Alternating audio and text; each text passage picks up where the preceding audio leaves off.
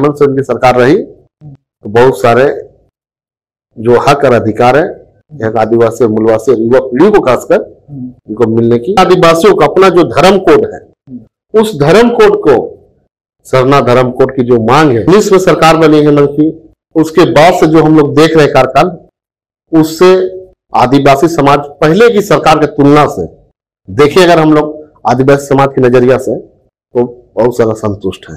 15 नवंबर 2000 को जब एकीकृत बिहार से अलग होकर झारखंड प्रदेश का स्थापना हुआ तो लोगों के भीतर एक हौसला, एक सपना जाग गया कि अब यहाँ के लोगों को उनका हक और अधिकार मिलेगा।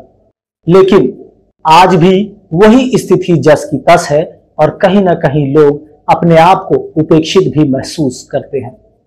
दरअसल झारखंड राज्य के स्थापना हुए आज 23 वर्ष भी पूरे होने जा रहे हैं। लोग फिर से झारखंड राज्य के स्थापना दिवस मनाएंगे और 24वें साल में प्रवेश करेंगे। ऐसे में झारखंड राज्य और खुद झारखंड के लोगों ने क्या कुछ खोया, क्या कुछ पाया, इन तमाम मुद्दों पर बात करेंगे। लेकिन सबसे पहले आपको बता दें, झारखंड राज्य आदिवासी बहुल राज्य है। ऐसे में आदिवासी आज के समय में किस स्थिति, किस परिस्थिति में है, इस मुद्दे पर बात करने के लिए हमारे साथ एक ऐसी शख्सियत है जो खुद आदिवासी नेता भी है, समाज सेवी भी है और आदिवासियत की बातों पर हमेशा से मुखर होकर लोगों तक पहुंचते हैं। सबसे पहले अजय जी बहुत बहुत आपका स्वागत है जनसभा में। जोहार। दादा, सबसे पहले बात करेंगे झारखंड राज्य की स्थापना के बाद से लेकर अब तक आदिवासी बहुल राज्य में आदिवासी ही खुद को उपेक्षित महसूस करता है। जो आंदोलन हमारे शहीदों ने किया, हमारे पूर्वजों ने किया, अलग राज्य का जो सपना था, उसके बावजूद आज झारखंड राज्य किस पायदान में है, आप क्या मानते हैं? देखिए, सबसे पहले तो 15 नवंबर 2000 को हमारा बिहार से कट के अलग एक झारखंड बना जी, झारखंड राज्य बना। तो झारखंड में बहुत सारी चीजें जो सरकार के माध्यम से जो यहाँ की जनताओं को मिलनी चाहिए थी वो नहीं मिल पाती थी। इसी के लिए झारखंड अलग राज्य का निर्माण हुआ। लेकिन झारखंड राज्य का जब से निर्माण हुआ उसके बाद से कहते 2019 तक बीजेपी की ही सरकार रही लगभग। बीच में एक बार मधु कोड़ा की सरकार रही थी। अगर उसको छोड़ दिया जाए तो 2019 तक झारखंड अलग होने के बाद बीजेपी की सरकार रही। और जहां तक हम लोग देखते हैं कि बीजेपी की सरकार में बहुत सारे वादाएं, घोषणाएं होती थी लेकिन पूरा नहीं होता था। लेकिन जिस तरह से हम जानते हैं जो अधिकार और जो हक जो मिलना चाहिए हक पर हमारे जो आदिवासी और मूलवासी भी जो हमारे भाई हैं उन सभी को वो तो पूर्ण तरह से मिला नहीं है। लेकिन इतना है कि जो अभी की जो वर्तमान सरकार है, माननीय श्री हेमंत सोरेन की सरकार, कांग्रेस से गठबंधन और आरजेडी से गठबंधन है, तो आज हेमंत सोरेन जो कहते हैं हम लोग दिसम गुरु शिबू सोरेन का बेटा है, आंदोलनकारी का बेटा है। तो कहीं ना कहीं इसके मन में हम लोग जब भी मिलते हैं तो उनके मन में जो बातें हम लोग सुनते हैं, उनकी मुंह जुबान से जो बात को सुनते हैं तो लगता है कि इसको करने का बहुत सारी इच्छाएं हैं। लेकिन क्या है कि आपने देखा होगा कि जैसे 2019 में ये जीत के आते हैं, सत्ता पे आते हैं, तुरंत कोरोना काल आ जाता है। कोरोना काल कम से कम 2 साल समझिए कि विकास का जो रफ्तार है उस रफ्तार को रोक दिया जाता है। और उसके बाद थोड़ा सा सुधार होता है कोरोना काल में, सरकार सामान्य धीरे धीरे धीरे धीरे चलने का प्रयास करती है। लेकिन उसके बाद में फिर देखिए केंद्र के द्वारा यहाँ की सरकार को ईडी के माध्यम से दबाने का प्रयास, बहुत सारा मामला में उनको जोड़ के उनको बदनाम करने का प्रयास, ये सब होता चला गया। उसके बाद भी देखिए कि अभी हर जिला में माननीय मुख्यमंत्री के द्वारा नियुक्ति पत्र बांटी जा रही है। मतलब कमोवेश जो भी कहे तो पूर्व की सरकार और अभी की सरकार के वर्तमान अगर हम लोग तुलना करें तो अभी का सरकार पहले की सरकार से बेहतर है। लेकिन कहा जाता है ना कि एक ही बार में सब कुछ मिलना संभव नहीं है।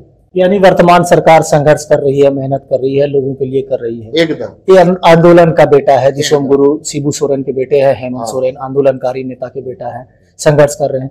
आंदोलनकारियों की अगर बात करें तो झारखंड राज्य अलग का जो सपना था आंदोलनकारी का, वो सपने आज कहाँ है? क्या 23 वर्षों के बाद भी वो सपने पूरे होते दिख रहे हैं?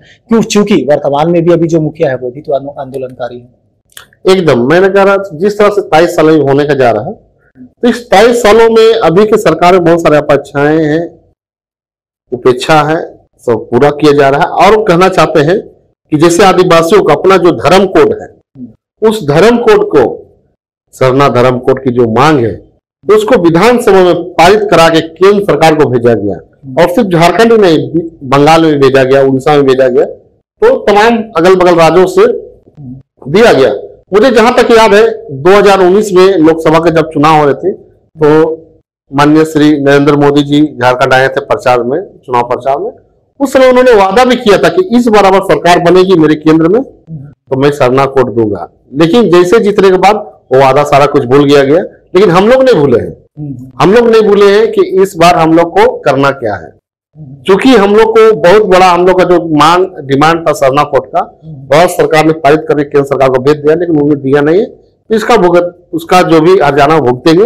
और मैं कहना चाहता हूं, जिस तरह का आपका सवाल है कि 23 सालों में जो युवा पीढ़ी है वो कहाँ अपने आप को देखते हैं, उनका अधिकार मिला या नहीं मिला। लेकिन मैं ही कहना चाहता हूं कि अधिकार संपूर्ण तरीके से तो नहीं मिला है शुरू से लेकर अभी तक, लेकिन इतना है कुछ हद तक मिला है और आगे उम्मीद है मिलेगी।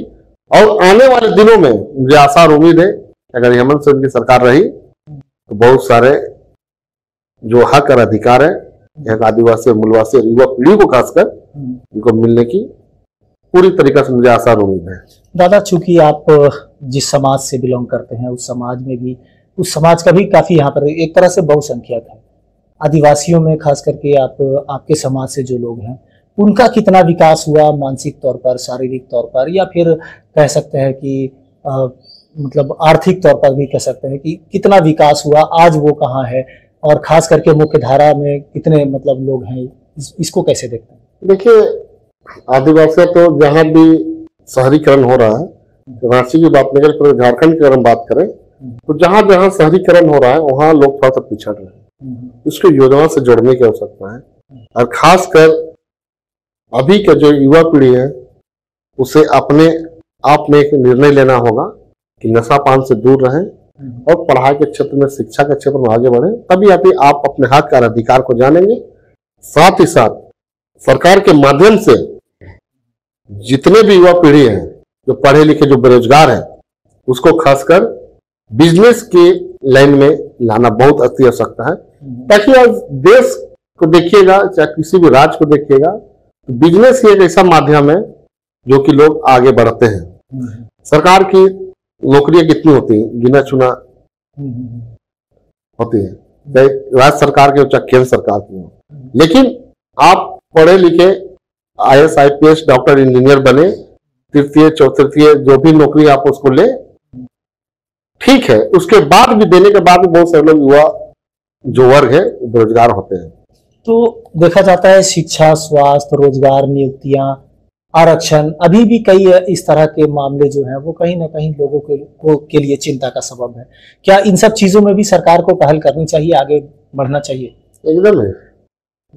तो फिर हेमंत सोरेन की सरकार फिलहाल जिस तेजी में है, ऐसे में तो कहीं ना कहीं देखिए, शिक्षा की जहां तक बात करें तो अभी देखिएगा कुछ कुछ बच्चियों को इन सरकार के द्वारा देखिएगा तो विदेश पढ़ने का मौका मिल रहा है। जो गरीब बच्चे, जो टैलेंटेड है, जो तेज तरार है, इस सरकार के माध्यम से जो विदेश में भेजा जा रहा है पढ़ने के लिए, तो हम उसको अच्छा मानते हैं।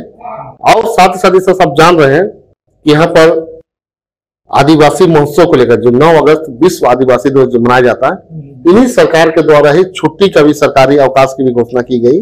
और साथ ही साथ 2 दिवसीय कार्यक्रम का भी हम लोग देख रहे हैं कि जिस तरह से भव्य तरीके से आयोजन कार्यक्रम किया जाता है, ये काबिले तारीफ है। और अभी आप देख रहे होंगे कि हमारे झारखंड में हॉकी का भी खेला भी चालू है, खेला हो रहा है। ये हॉकी के खेला में हमारा जो भारतीय जो टीम है उसमें खासकर कुट्टी तोरपा और सिमडेगा के कुछ खिलाड़ी हैं जो बहुत ही टैलेंटेड खेल रहे हैं।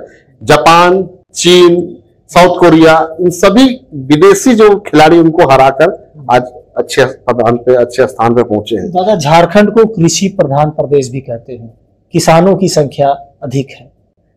ऋण माफी, किसानों की फसल या फिर पानी की समस्या, लोगों को खेती बीज का ना मिलना, कई तरह की समस्याएं, किसान भी कहीं ना कहीं आंदोलन भी करते हैं, आत्महत्या भी कर लेते हैं।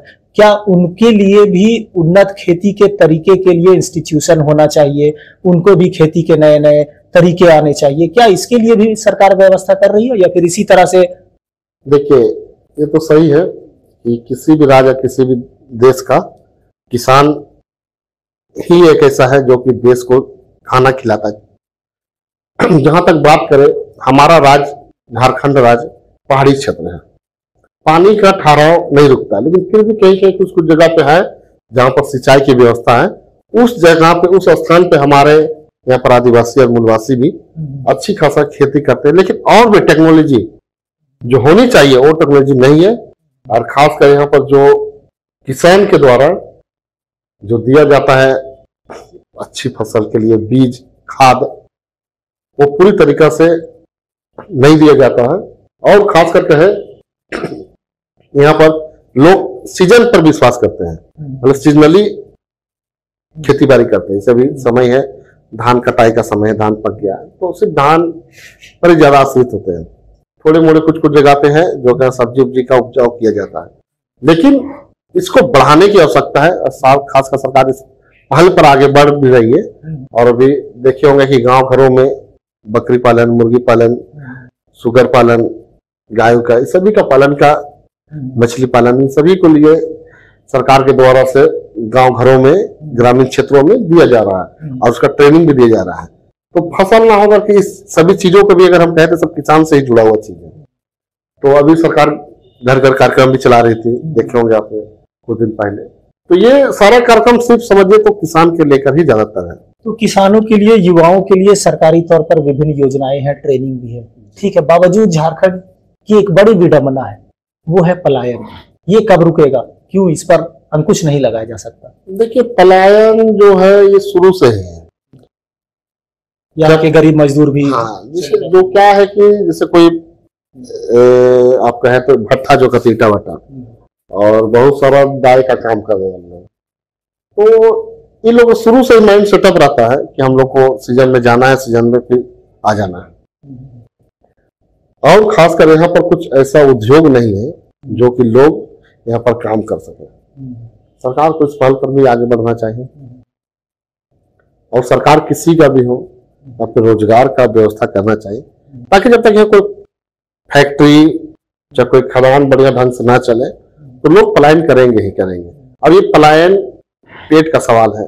लोग जब भूख रहते हैं तो उनके ऊपर जो आप आती है वो आप खुद जानते होंगे कि क्या कैसे बिकता होगा ये सब चीज। तो ये स्वाभाविक है कि जब भूख का, जब पेट का जब भूख जब जागता है तो लोग कुछ भी हद तक करने को तैयार हो जाते हैं। उसी को लेकर के ये लोग पलायन करते हैं। और बेरोजगारी जब तक कम नहीं होगी तब तक तो लोग पलायन करेंगे। अभी बेरोजगारी अभी झारखंड में है, पलायन तो है, अब बेरोजगारी है, इसको नकार नहीं सकते हैं, लेकिन हाँ सरकार इस पर पहल करनी चाहिए। बिल्कुल। तो रोजगार भी दे रही है सरकार, नियुक्तियां भी दे रही है, बावजूद बेरोजगारी अब भी चरम पर है। कह सकते हैं कि झारखंड में मिशन 24 की सुगबुगाहट नजर आने लगी है। क्या लगता है मिशन 24 में, इस दौड़ में हेमंत सरकार फिर से आप इस दौड़ में आगे हो सकती है? देखिए, चुनाव तो स्वाभाविक है, जो डेट में होना है, जिस साल में होना हो तो होगा ही। और अब 22 समझिए कि विदा होने को है, तो कहीं न कहीं 24 का तो सुगबुगाहट तैयारी हो रही है। और साथ ही साथ हमारा लोकसभा भी है, फिर विधानसभा भी है, और नगर निगम का चुनाव भी हमारा अभी पेंडिंग में है। तो ये 3 चुनाव है, नगर निगम का चुनाव, लोकसभा का चुनाव और विधानसभा का चुनाव। ये तीनों चुनाव होना है। और तीनों चुनाव में हम जहां तक देखें, झारखंड की बात करें विधानसभा की, तो कहीं ना कहीं हेमंत का जो कार्यकाल है उससे लोग खुद से नाराज नहीं है। आप पत्रकार महोदय हैं, आप पता कर सकते हैं, सर्वे कर सकते हैं। झारखंड में, रांची ही नहीं, पूरे झारखंड में आप सर्वे कर सकते हैं। उसके माध्यम से आपको पता चलेगा कि जो यहाँ की जनता है उनका रुझान क्या है। और यही कहेंगे कि और भी विकास और झारखंड को आगे बढ़ाना, युवाओं को रोजगार देना, उसको करने की आवश्यकता है। माने सीधे तौर पर अगर हम संक्षिप्त में आपसे हम दो लाइन में, दो टूक में अगर बात करना चाहें तो हेमंत सोरेन की सरकार जो है उसके 3 साल पूरे हो चुके हैं, चौथे साल में अब है। इनका जो कार्यकाल रहा, इनकी जो कार्यशैली रही, इससे कितना इत्तेफाक रखती है आपके जो समाज है? देखिए, हम लोग तो यही कहेंगे कि आदिवासी समाज खासकर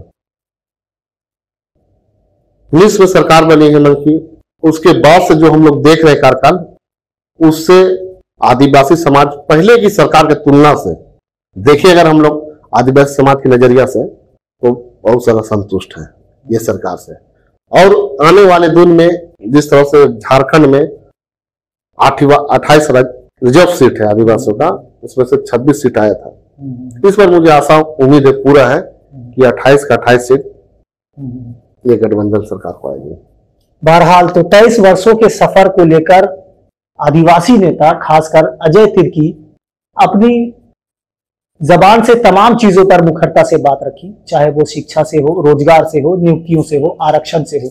इन तमाम चीजों पर इन्होंने बात करते हुए ये भी कहा कि 23 वर्षों के सफर में जो अधिकार, जो विशेषता, जो यहाँ के लोगों को मिलना चाहिए, वो पूरी तरह से नहीं मिला। हालांकि इन्होंने कहा कि वर्तमान की हेमंत सोरेन सरकार में लोग संतुष्ट तो हैं, लेकिन अब भी कई उपेक्षाएं हैं जिन्हें पूरी करने की जरूरत है। इसी तरह की खबरें देखने के लिए लगातार बने रहे जनसभा के साथ।